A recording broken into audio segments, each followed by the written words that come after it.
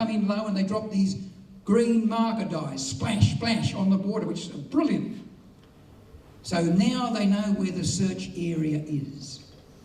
But the ships take to 11 o'clock in the morning to get there. 11 o'clock, right? By the time the ships get there and start their search. The little ship that I was later to join, the Kookaburra, took such a hiding that it broke one of its pintles on the steering gear. It was nearly thrown on the beach itself. Had to abandon the search. The weather was terrific. But around about 11 o'clock in the morning, the crew of HMAS Wagga sighted someone in the water. They ran along the deck, dived over the side, and swam up to this fellow. This fellow's name was Ken Fabian. Now, Ken Fabian is about as big as Steve Wazorak here. He was the biggest bloke on the ship, very young, only 30 years of age, very strong, and he'd passed out with the cold. But as soon as someone grabbed him by the back of the neck, he came out swinging. There were punches being thrown everywhere. He just about knocked one sailor out. And then somebody who'd had the foresight to have a wheel spanner in their pocket, in their overall, just gave him a little gentle tap. Took all the fight out of him. And they managed to bring him onto the ship. So he was saved. One saved. Okay. Aboard HMS Thorough, you can imagine, you've probably seen the submarine at the Marine Museum there.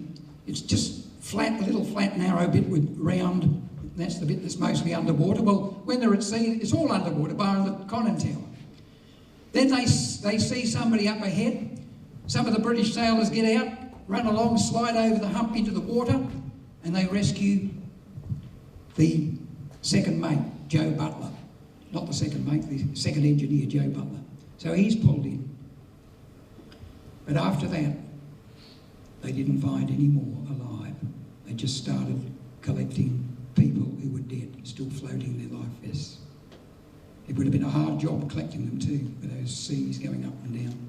In the meantime, the lifeboat had been drifting all through the night. The sailors who had been bailing with their hands and whatever they could manage to keep the lifeboat were totally exhausted. One was dead. You can imagine that as they come along, suddenly the feel of the boat's different. They're scraping on something. They look out. They're on the beach at North Narrabeen. They can't believe it. And it's a Sunday. It's pouring rain. And of course, in those days, I don't know whether you know North Narrabeen in those days, there were no holiday homes. There were only holiday homes there. There were no people living permanently. But there were milk bars on the corner of the main streets and the main Ocean Street. And so they get out and they stagger across. Now you can imagine, it's Sunday morning. They stagger across to this little milk bar. They pull open the door and the little bell rings, ding, ding, ding, up to the customers coming in. They go inside and this elderly lady comes out. She said, "Yes, boys, terrible day to be out, isn't it? You come to the beach?" No, we're shipwrecked sailors. Have you got a phone? Yes, but would you like a cup of tea? So the next moment they're on the phone and they're saved.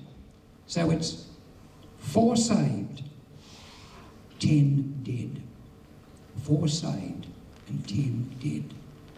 We owe so much to these men who sailed in those old buckets all those years ago. It was such a dangerous job. Only 5 years earlier, the Bombo had gone down off Wollongong with all hands in the middle of the night. In the same year, the Kiama had gone down off the entrance.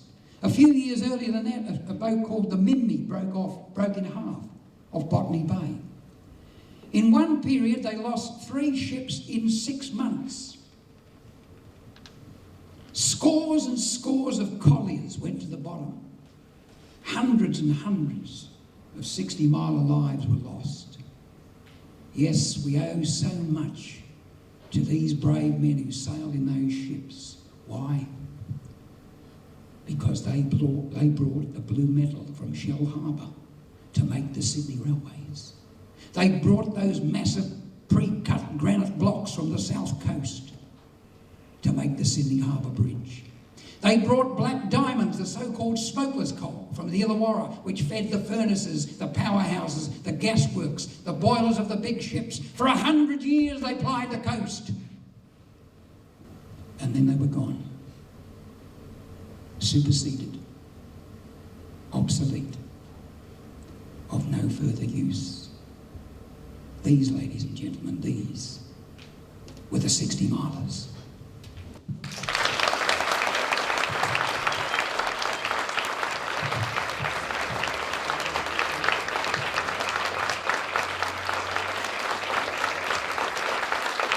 Thank you, Tom, and what a marvellous story. Put your hands together for him.